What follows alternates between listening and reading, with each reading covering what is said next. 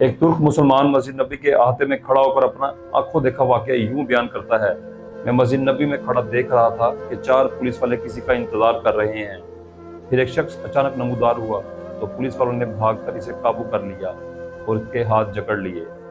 نوجوان نے کہا: مجھے دعا اور توسل کی اجازت دے دو، میری بات سن لو، میں کوئی بھکاری یا چور نہیں ہوں۔ پھر وہ نوجوان چیخنے لگا: میں نے اسے دیکھا تو ایسے لگا جیسے میں اسے جانتا ہوں۔ میں بتاتا ہوں کہ میں اسے کیسے پہچانتا ہوں۔ دراصل میں اسے کتنی ہی مرتبہ بارگاہ رسالت میں روتے ہوئے، گڑ گڑاتے ہوئے دیکھا ہے۔ یہ ایک البانوی نوجوان تھا جس کی عمر 35 سے 36 سال کے درمیان تھی۔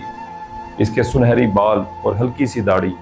میں نے پولیس والوں سے کہا: اس کا کوئی جرم نہیں ہے تو تم اس کے ساتھ ایسا کیوں کر رہے ہو؟ آخر اس کے اوپر الزام کیا ہے؟ انہوں نے کہا: تم چلے جاؤ، تم پیچھے ہٹو، اس معاملے میں بولنے کا تمہیں کوئی حق نہیں ہے۔ لیکن میں نے پھر سے کہا: آخر اس کا تمہارے ساتھ کیا مسئلہ ہے؟ کیا اس نے کوئی چوری کی ہے؟ انہوں نے کہا: یہ بندہ 6 سال سے ادھر مدینہ شریف میں رہ رہا ہے، لیکن اس کا یہ قیام غیر قانونی ہے۔ ہم اسے پکڑ کر واپس اس کے ملک اسے بھیجنا چاہتے ہیں، لیکن وہ ہر بار ایک ہی چال سے بھاگ جاتا ہے اور جا کر ادھر رسول میں پناہ لے لیتا ہے۔ ہم اسے اندر جا کر گرفتار نہیں کرنا چاہتے تھے۔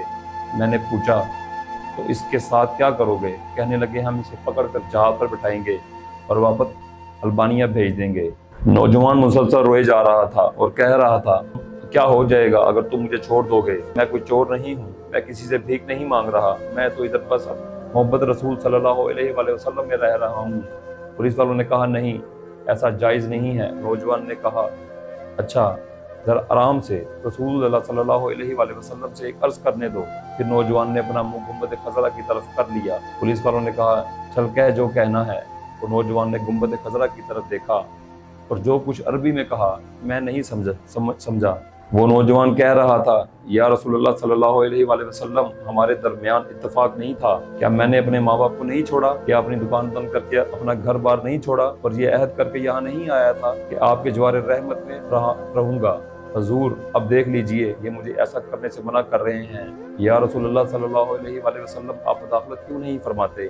اتنے میں نوجوان بے حال ہونے لگا تو پولیس والوں نے ذرا ڈھیل دی اور نوجوان نیچے گر گیا۔ ایک پولیس والے نے اس ٹھڈا مارتے ہوئے کہا: اور دھوکے باز اٹھ۔ لیکن نوجوان کوئی رد عمل ظاہر نہیں کر رہا تھا۔ میں نے پولیس والوں سے کہا: یہ نہیں بھاگے گا، تم حمامات سے پانی لاؤ اور اس کے چہرے پر ڈالو۔